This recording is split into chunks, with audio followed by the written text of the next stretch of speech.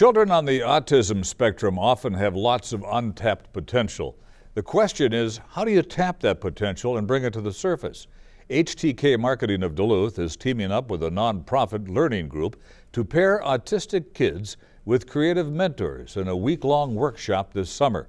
Now, this is the first time the Islands of Brilliance learning experience has been offered here in Duluth.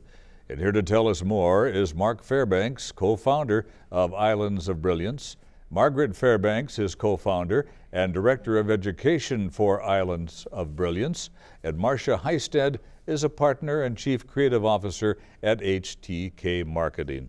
Thank you all for being here. Marcia, how did and why did HTK decide to become involved in this project? Well, we have a mission statement at HTK that we exist to create a healthy world. Mm-hmm. And that's the kind of marketing that we do. And so we do a lot of healthcare marketing, a lot of nonprofit work, public awareness campaigns.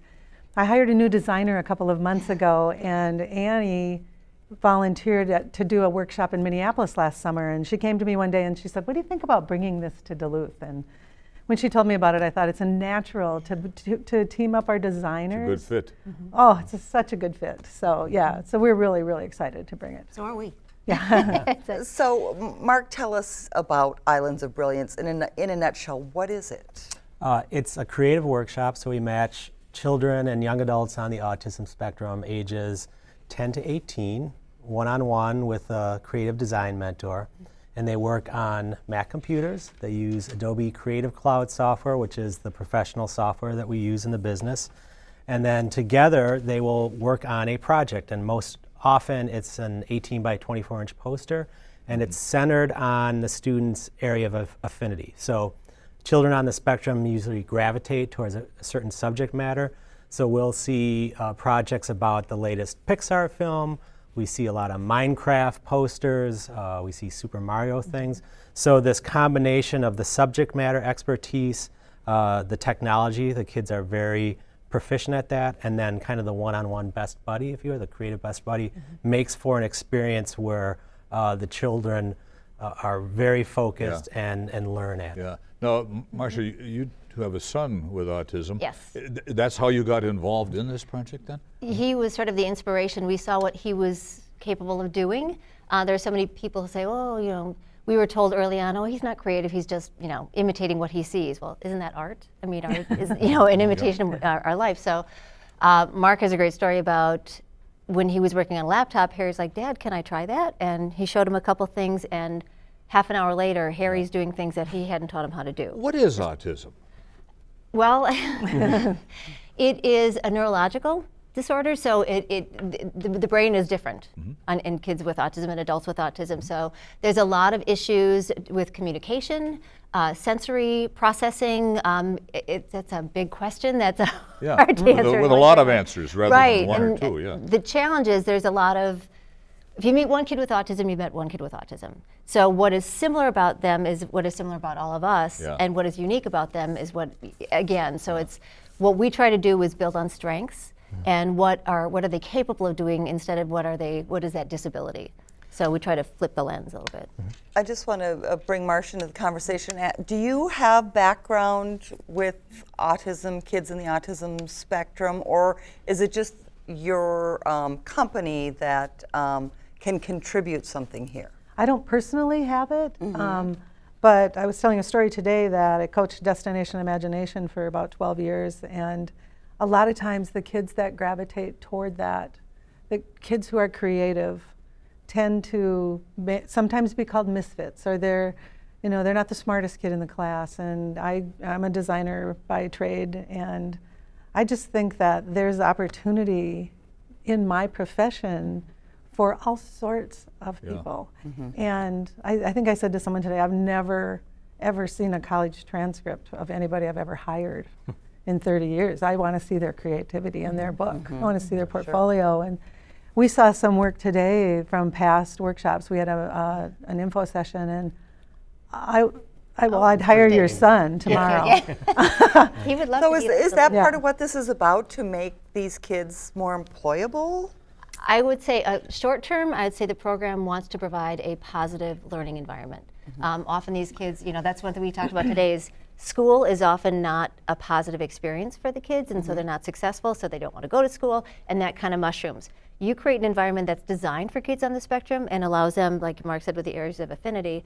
When you can drive a project and you're given one-on-one and technology and you're in this phenomenal facility that we're going to be able to be in this summer, it just builds on confidence and social. I mean, the kids just do amazing things, and even the parents are surprised. I didn't know my son or daughter was capable of this. I saw a new side of them. But part of it is that we are surfacing kids with talent where they can pursue this as a career path. So giving them avenues to go to school for this as well as pursue it as a career. I think the percentage of kids we see who are able to do this is much higher than we thought when we first started out. So there is a creative side of people with autism. Is that what you're trying to bring out then, their creativity in what will take place here this summer? I think that's a combination of that and just an opportunity to express themselves, because so often they're not given that chance. And it's amazing. I mean, what we kind of talked about today was when you pair them with somebody who's a creative, it just nurtures that.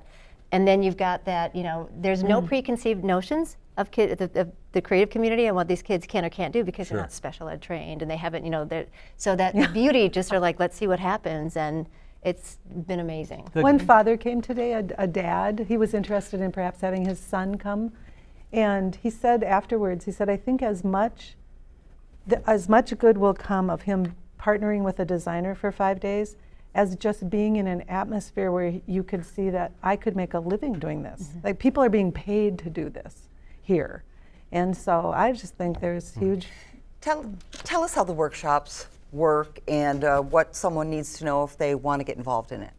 Sure. It's a 5-day workshop. The classes are 75 minutes long. We limit the classes to 8 students. We feel that's a good ratio of students. Over the course of the week, they will start by kind of sketching out their ideas. They will then move into building the designs and the software. At the opening of the class, we have a sharing time, so we call it embedded social skills, so that we're not teaching social skills, they're just part of the process. And then at the end of each class, we walk around and students are able to share what they've done each day. At the end of the 5-day session, it's a big celebration day, so they'll present their finished project. We generally will get 40 people to come because parents will invite grandparents and friends and things like that, and the kids will field questions about their project. And this is something, I mean, there's a cost involved in this. Tell us a little bit about that. Is it affordable for most families? The cost of the program is $325 for the 5-week session. We do have we're looking at getting some sponsorships, some scholarship money, so we want to make it accessible to as many people as possible. But it's a wonderful thing to walk away Folks, from. what hope can you give families of children with autism who may be watching this program right now and maybe just newly diagnosed? Okay, I will say one thing. Our experience, we were left, Harry was diagnosed, our son Harry, at 3, and we were not given hope. We were not given any kind of pathway. And that's one of the many things we want to be able to accomplish with this, is there is hope and there is potential, and let's flip that lens from a disability to a capability. And because of that, whether it's something that can be done, in just one class, or it can be done as a career, or it can be done in a supported learning environment, these kids are capable of doing so much, and we have to flip that. We have to see the potential. Yeah. I would say don't lower your expectations. Because we did not. Yeah. So all your life you knew he could do more, and we believe. There are days that are hard. Yeah. I'm sure. But you believe that and you work towards it. Thank you very, very much for being here tonight. Appreciate Good your luck story. with Thank your you. project. And it'll be All fun. the best. Thanks.